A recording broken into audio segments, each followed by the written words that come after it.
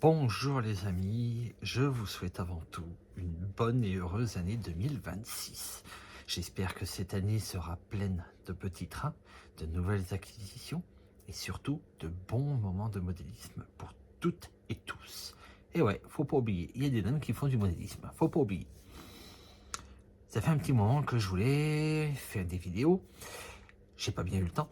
Avec la fin de l'année 2025 relativement remplie par rapport à un projet personnel, qui a demandé du temps d'ailleurs. Fallait que je me dépêche, donc voilà. Les vidéos, j'ai un peu mis ça de côté. Et puis au niveau professionnel, il y a eu quand même pas mal de choses. Donc, j'ai une idée qui vient. Je me suis dit, allez, ça fait un petit moment que je veux faire une vidéo. Aujourd'hui, on va parler des machines digitalisées, Sound, sur un réseau analogique. Vous le savez, le réseau Boyatrain est un réseau en analogique. De ce fait, certaines machines sont DCC Sound, donc Digital Sound, pour ceux qui préfèrent ce terme-là, et on arrive à avoir un son qui est agréable à entendre, mais des fois un petit peu, voilà, prenant au niveau des tympans et ça tape un peu sur le système. On va voir ensemble le prix de ces locaux. Il y en a qui sont neufs, il y en a qui sont d'occasion. Et on va parler fonctionnalité. Est-ce que c'est facile? Est-ce que c'est difficile d'avoir une machine digitalisée Sound sur un réseau analogique? Quels sont les transfos que j'utilise pour mon réseau? Et notamment un point où le digital Sound a un peu ses limites. Donc en gros, on va faire le point ensemble des points positifs, des points négatifs. On va en parler aujourd'hui, ça fait un petit moment que je voulais faire cette vidéo. Donc voilà, aujourd'hui je vous propose ça. Maintenant, on y va. À plus. Alors, comme premier essai, on va, oui, vous l'entendez déjà, je l'ai mis en route. On va commencer par une CC72000 Isabelle Rocco.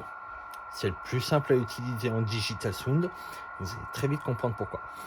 On commence par cette machine-là qui est DCC Sound et qui fonctionne avec un classique transfo, que ce soit du Rocco. Moi, j'utilise du Rocco, les petits pianos pour les rotondes, les plaques tournantes, et un Eisenbahn romantique pour un des trois réseaux principaux.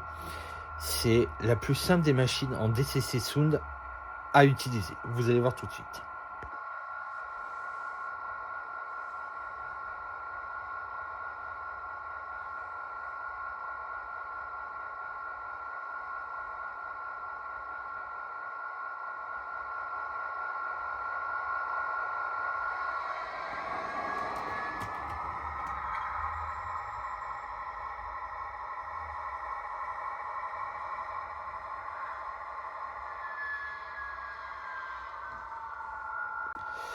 Pourquoi je dis la plus simple? Rocco a un fonctionnement et une motorisation relativement souple. N'importe quel transfo vous permet de régler la machine comme vous voulez au niveau de la puissance. À partir du moment où vous connaissez votre machine, que vous savez comment elle va se déplacer en mode analogique, vous n'aurez pas de problème. Là, ça fait un petit moment que le réseau n'a pas tourné, ça va faire 4 mois que le réseau n'a pas tourné. Donc, normal, sur la vidéo, vous l'avez vu, elle a donné des petits à-coups et j'ai le transfo de la rotonde à changer. Maintenant, je vais vous montrer jusqu'où le digital peut être un petit peu embêtant, mais pas avec Rocco.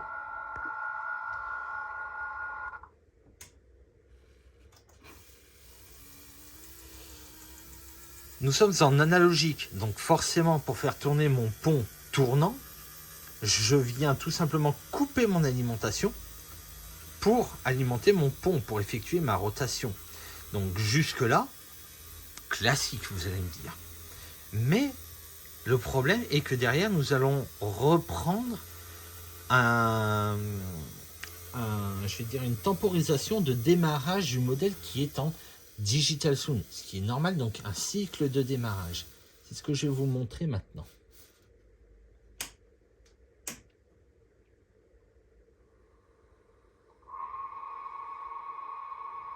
Alors, l'avantage chez Roku, vous êtes pressé, vous pouvez le shunter. Hein. La conception de la platine et du décodeur font que le démarrage du diesel, vous pouvez le shunter, faire comme s'il était déjà en route. Là, je l'accélère, il va changer de son. Voilà. J'augmente un petit peu, ma machine va sortir. Voilà, tout simplement. Donc j'ai un court-circuit, c'est ce que je vois. Allez, on va la rentrer. Voilà, j'ai fait exprès, vous venez d'entendre, j'ai chanté le démarrage. Et après, oula, aujourd'hui elle veut pas, hein, elle.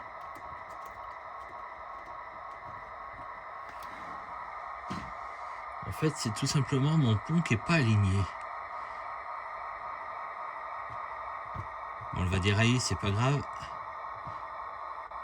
Ça vous permet de voir quand même le ralenti qu'elle peut avoir, même si elle déraille. C'est normal, elle crépite. C'est le transfo qui déconne un petit peu. Et là, bah, tout simplement, je viens, je la remets.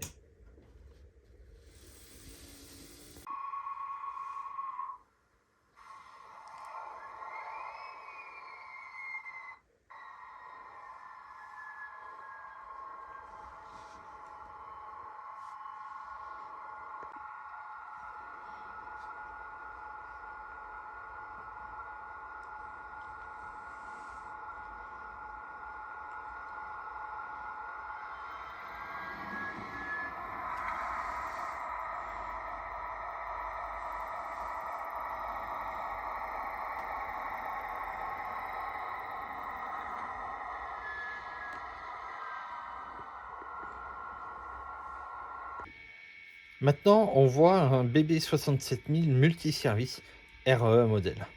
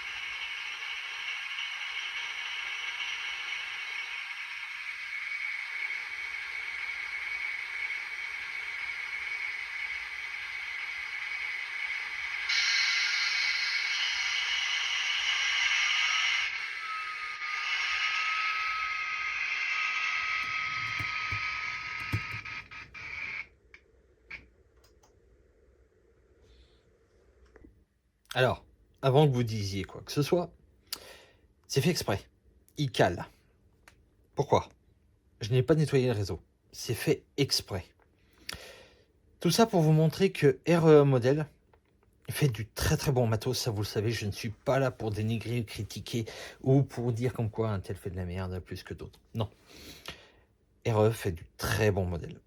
Le problème est que REE modèle capte que sur un bogie pour la partie traction et un bogie pour tout ce qui est fumigène son. Pourquoi? Je sais pas. Ils ont fait ça. Mais je vous avoue, je n'ai pas cherché à faire un pont entre les deux essieux. J'ai pas fait ça. Donc, j'ai fait exprès de pas nettoyer mes rails. REE, si vous n'avez pas des rails nickel, en analogique, attention, hein, pas en digital, analogique, vous avez un modèle qui va saccader, qui va capoter. Et en plus de ça, il a une inertie qui est relativement intense. Donc, tout ce que je viens de vous montrer en vidéo, c'est fait exprès. Maintenant, je vais vous montrer pour le rentrer à sa place. Vous allez voir la différence.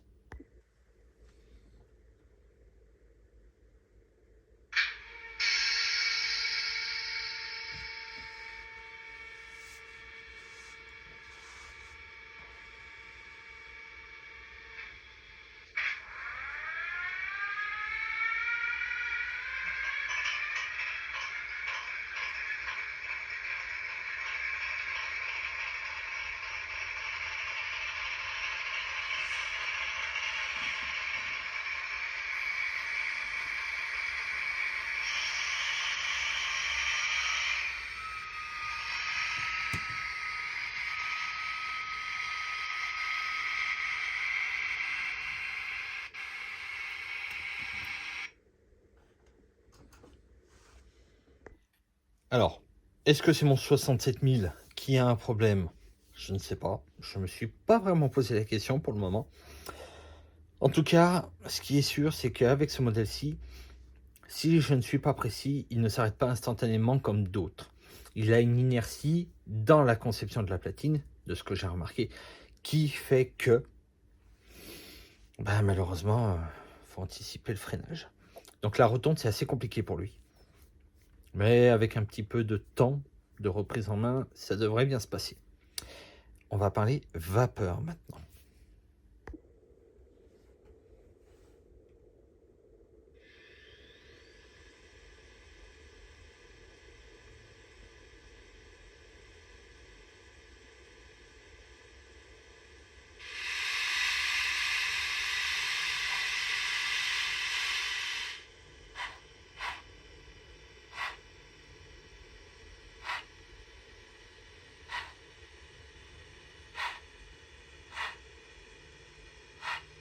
Voilà le ralenti qu'on peut obtenir avec une vapeur, avec des rails et des roues propres.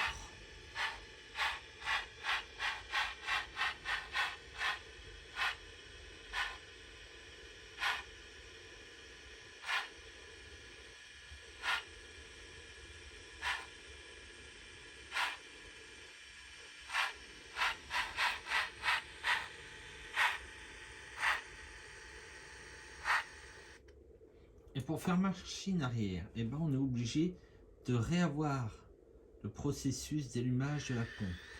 Si vous ne voulez pas l'avoir à chaque fois, pour le type de transfo en analogique, voilà, vous changez vite fait la polarité, vous avez juste une coupure, mais la platine n'a pas le temps de se vider intégralement de son énergie. Donc, on va dire que le processus est encore amorcé. Hop, voilà, j'étais en marche avant, elle éteint les feux avant pour allumer les feux sur le tangeur, et on recule. Et j'ai remarqué sur cette machine que si je ne mettais pas une certaine tension d'alimentation, cette dernière venait à avoir des à-coups. Donc c'est pour ça que je me mets à une certaine tension d'alimentation que je stabilise pour avoir un ralenti.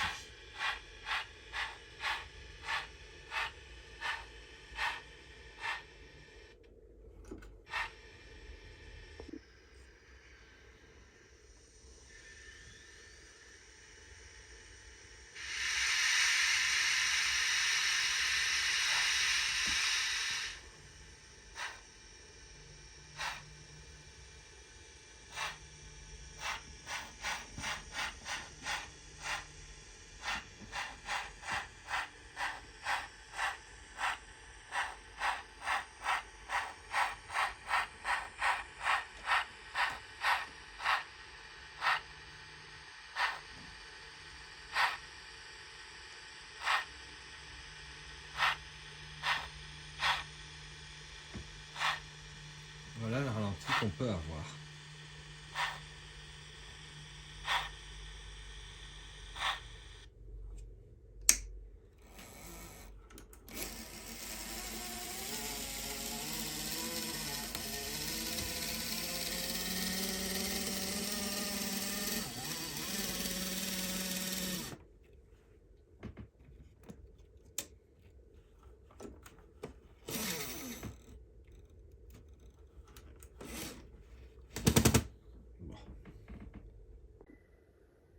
On va voir maintenant avec une machine de chez ESU, un diesel que vous connaissez, qui est Digital Sound fumée pulsée.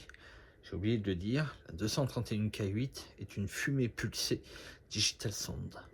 Donc là, on voit le diesel de chez ESU en Digital Sound fumée pulsée.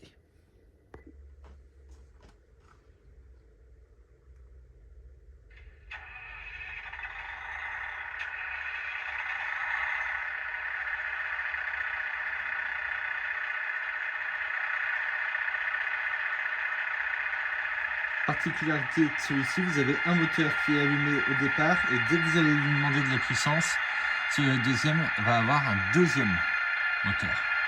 Ce dernier, pardon.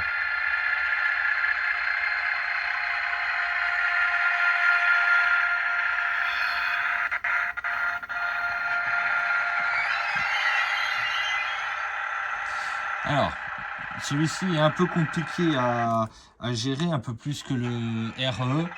Vous voyez, là, je suis allé vite pour inverser le sens de circulation. Malheureusement, ça n'a pas suffi. Donc, des fois, il démarre, voilà, et il plante. C'est le problème de tout ce qui est Digital Sound en analogique. Et aussi, des fois, il fait du bruit alors qu'il n'avance pas.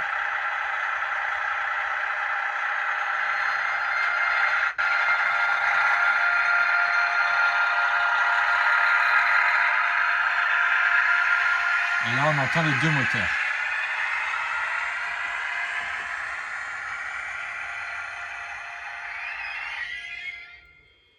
Voilà, là, vous voyez, il n'y a pas assez de tension. Il s'est arrêté et il redémarre.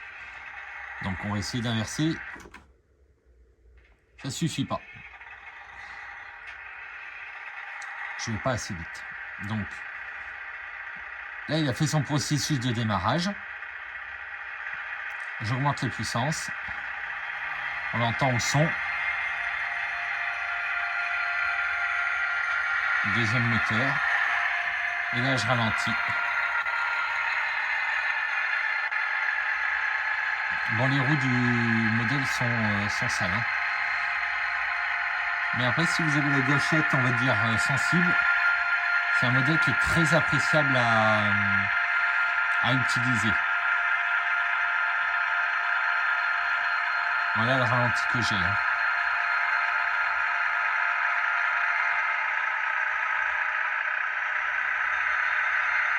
Voilà. Et il bug. Normal.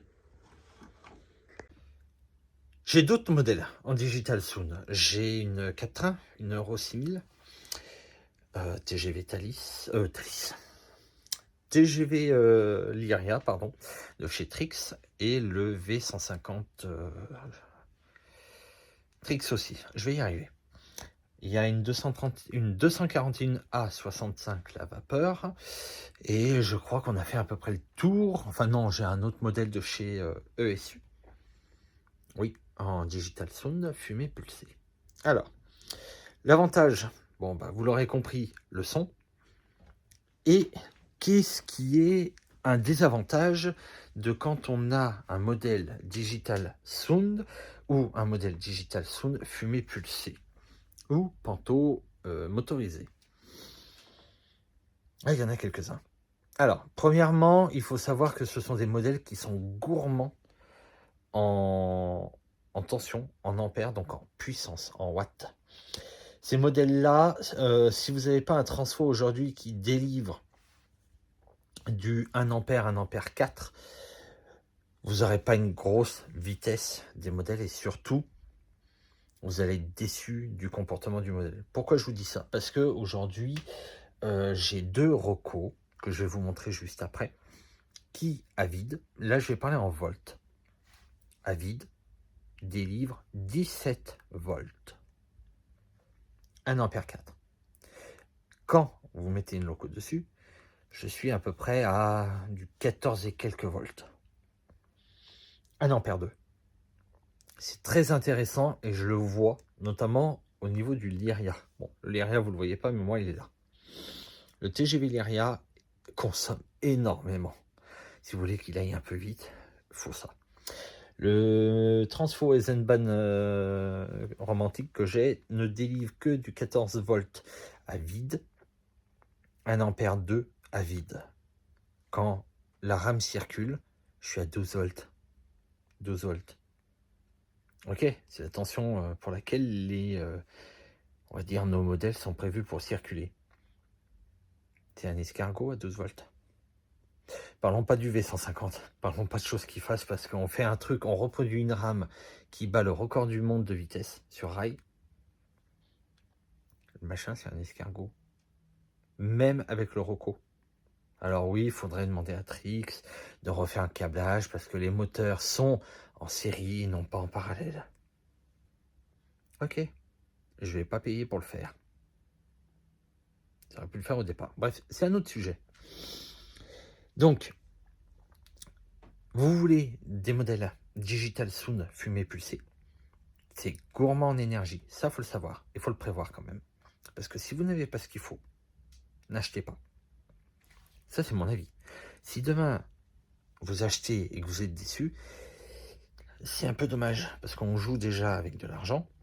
Et en plus, ça peut être quelque chose qui peut, on va dire, être négatif pour une expérience pour passer au digital. Alors, vous allez me dire, pourquoi tu ne passes pas au digital? J'avais regardé avec mon fournisseur, Moyen Train, et le budget, à l'époque, hein, le budget central plus booster, et je crois à l'époque j'avais une 50aine de machines, donc qui dit digital dit aussi décodeur pour tout ce qui est voiture, voyageurs, etc. etc. Le budget colossal. Je crois qu'on était à plus de 4000 euros. Autant vous dire qu'avec 4000 euros, on en achète du matériel. Pas aujourd'hui, mais à l'époque, on en achetait. Donc, vu que... Oui, il y a une lampe qui pend là-bas. Il va falloir que je regarde ça. Bref. Vu que mon papa et moi, on est férus de l'analogique et que j'aime encore assez bien garder la main avec mon pupitre, mes potards, comme j'ose les appeler, eh ben, je n'ai pas fait le choix de passer en digital. Peut-être que j'aurais dû, peut-être que j'ai bien fait de rester en analogique. Mais pour moi, j'ai bien fait. J'ai voulu me faire plaisir avec 2-3 locaux digital. Voilà. Je ne vais pas en acheter 50. Je ne vais pas en faire circuler 50. Déjà, il faut savoir que le maximum que je peux faire rouler à vue, c'est 6 trains. Ces 6 trains, ça veut dire que je connais parfaitement leur roulement, la machine qui tracte chaque train. Donc ça veut dire que je peux anticiper. En digital, on ferait pratiquement du 9 trains. Mais ce projet-là n'est pas pour moi. Faire du digital, ça n'est pas pour moi. Mais, par contre, avoir de temps en temps une loco digital sound avec le son, oui. Par contre, je ne sais pas comment vous... Alors, on va me dire tout de suite, pour ça je coupe la phrase que je commence, on va me dire, oui, mais tu peux régler dans les servomoteurs, etc., le volume du son. Ok. Vous pouvez régler, j'entends. Mais au bout d'un quart d'heure, 20 minutes, la même loco qui circule tout le temps, je sais pas comment ça peut ne pas vous prendre la tête. Moi, perso, j'y arrive pas. Donc, je vais pas dire un gros bémol parce que ça n'est pas un gros, mais pensez à ça. Vous en achetez plusieurs, vous les faites circuler dans la même pièce plus d'un quart d'heure, faites peut-être régler le son. Donc, je vais finir ma vidéo là-dessus. Pas de circulation pour aujourd'hui. Le digital sound sur un réseau analogique, ça marche, ça fonctionne. Ou ça roule, comme vous préférez. C'est agréable à avoir parce que ça nous change du train-train quotidien, d'une loco, des wagons qui passent comme ça et puis pas de son. Ok. Plusieurs, au bout d'un moment, ça casse la tête. Mais ça fonctionne. Donc les personnes qui vous disent non, ça marche pas, machin, ok.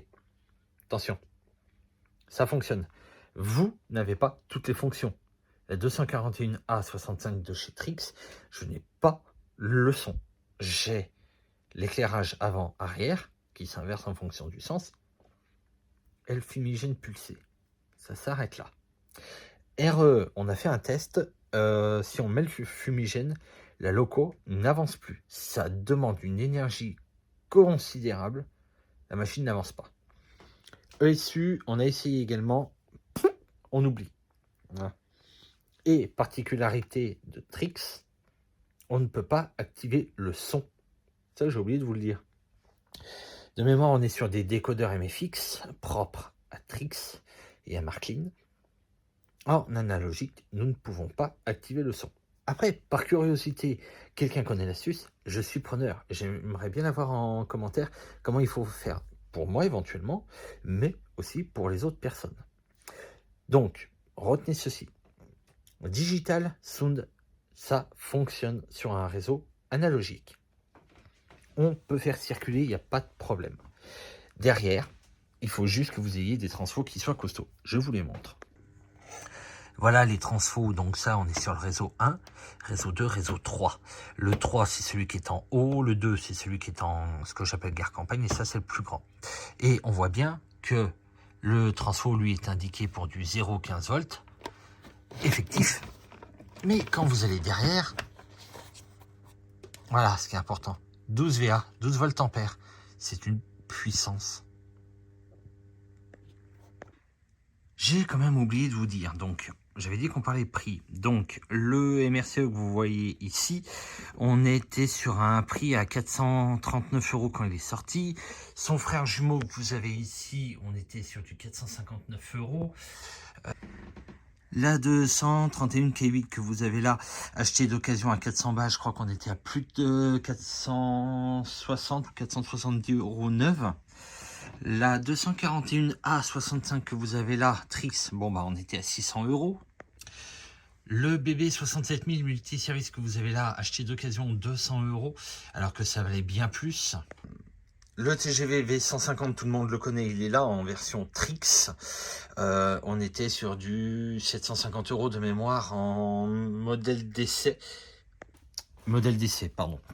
750 € au moment de son tirage. Le TGV Lyria, ça remonte un peu, mais on était à 1000 € de mémoire, 1199 € il me semble, au moment de sa sortie. Le digital, c'est un sacré budget. On peut faire d'autres choses qu'on ne peut pas faire en analogique. On peut pas le nier, on peut pas l'enlever, ça. Après, est-ce que ça limite pas on va dire, l'acquisition de nouveaux modèles, et est-ce que ça n'empêche pas, on va dire, un nouveau public à arriver dans ce monde magnifique qui est le modélisme ferroviaire? On ne parle pas du Capitole, on ne parle pas de l'AGC de chez LS Model. C'est vraiment des problèmes de conception de composants qui font que ça a grillé. RE ne l'avouera jamais. J'ai refait moi-même l'éclairage du Capitole, il n'y a plus de problème. C'est bizarre. Donc tout ça, j'insiste, parce qu'il y en a qui vont dire, qui vont gueuler au scandale, comme quoi un transfo sort du 17 volts à vide. C'est normal, à vide. 14 volts, ouais, ok, mais il est bien marqué, 0,15 volts, volt effectif. J'invente pas. Donc, vous voulez du digital sound en locaux sur l'analogique? Oui, vous pouvez. Un transfo Rocco, il y en a à tous les prix. Et qu'on ne vienne pas à vous dire que c'est de la merde et que ça grille les modèles. Ça n'est pas vrai. J'ai derrière moi plus de 25 ans d'utilisation du Rocco qui est complètement à gauche sur la vidéo. Il n'y a jamais eu un problème. Le deuxième, je l'ai acheté d'occasion, je l'ai testé, je peux vous dire, il y a zéro problème. C'est des modèles qui sont fiables dans le temps et je vais en racheter parce qu'il m'en faut un troisième. Et je pense que je vais équiper mes gares souterraines de transfo comme ceci. Tout ça pour dire que le digital sound, oui, en analogique, ça fonctionne très bien. Et vous pouvez vous faire plaisir. Sur ce, merci à tous. Je vous dis à très bientôt. Et il y a 2-3 sujets en tête. Il faut juste le temps que je mette tout ça en place. Allez, ciao.